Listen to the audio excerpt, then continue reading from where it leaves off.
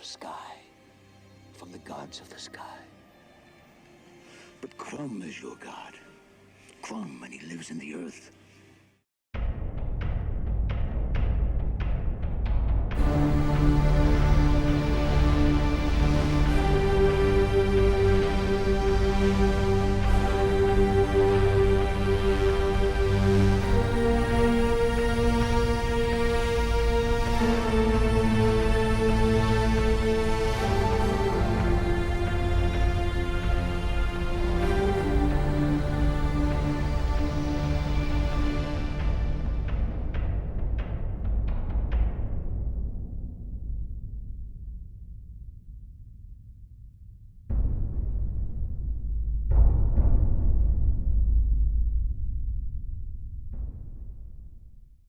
Crom is a deity in Robert E. Howard's fantasy tales of the Hyborian Age. He is acknowledged as the chief god by the lead character Conan and his Cimmerian people. The name Crom is probably derived from the ancient Celtic deity Crom Cruich or Crom Duch, who was propitiated with human sacrifice, and his worship was ended by Saint Patrick. Crom was their chief, and he lived on a great mountain, whence he sent forth dooms and death. It was useless to call on Crom, because he was a gloomy, savage god, and he hated weaklings. But he gave a man courage at birth, and the will and might to kill his enemies, which in the Cimmerian's mind was all any god should be expected to do. Robert E. Howard, The Tower of the Elephant. Crom is a grim and gloomy and unforgiving god, ever watching from atop his mountain in dark clouds and obscuring mists, ready to pass a disapproving judgment on any and all. He is also said to value courage and tenacity in mortals, even if the human ultimately proves too frail to succeed. Worshippers of Crom claim that he grants his followers strength and endurance and has little patience for weakness. He gives a man courage, free will, and the strength to kill their enemies at birth. It is commonly held that Crom does not answer prayers and disfavors weakness. Therefore, the name of Crom is typically only invoked during an oath or curse. He is the only member of the Cimmerian pantheon named with any regularity, although another Celtic deity, Manannan MacLír, is mentioned by Conan in one story. Other gods in the Cimmerian pantheon was Morrigan, Nemain, Macha, and Bav. In the story Conan the Valorous by John Maddox Roberts, Crom is worshipped in and reported to live in a great cave in the east face of the mountain called Ben Morg in Cimmeria, where he or a giant statue of him is seated on a throne overlooking the Cimmerian burial grounds, known as the Field of the Dead. Using Crom's name as an expletive immediately identifies Conan as being a Cimmerian. Crom is specifically and uniquely considered a Cimmerian god, with other civilizations paying him little attention. Cimmerians prefer not to attract his attention. Nominally, every Cimmerian is a follower of Crom, but there is no established clergy devoted to him. He doesn't inspire any rituals, and the people bid him no sacrifice besides using the strength he granted them to take what they want from life and to cleave the skulls of their enemies.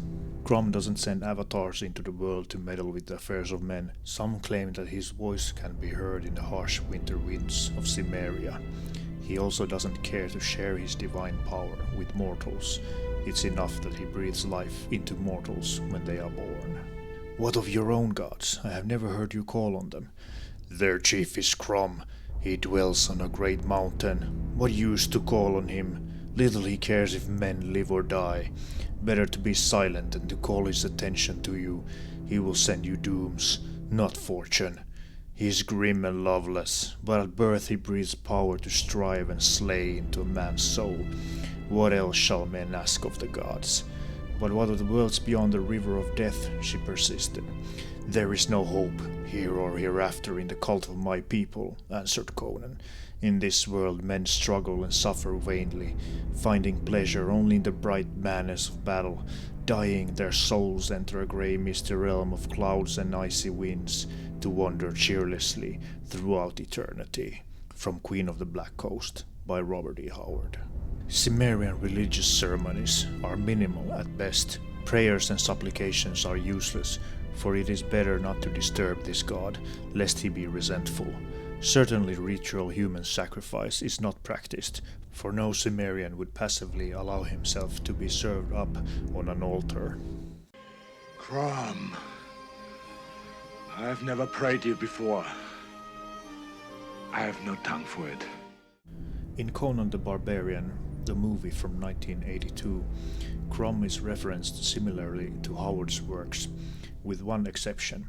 During a theological discussion, Conan says that when he dies he will go in front of Crom, who will ask him the riddle of steel, and if he does not know the answer, Crom will mock him and cast him away from Valhalla.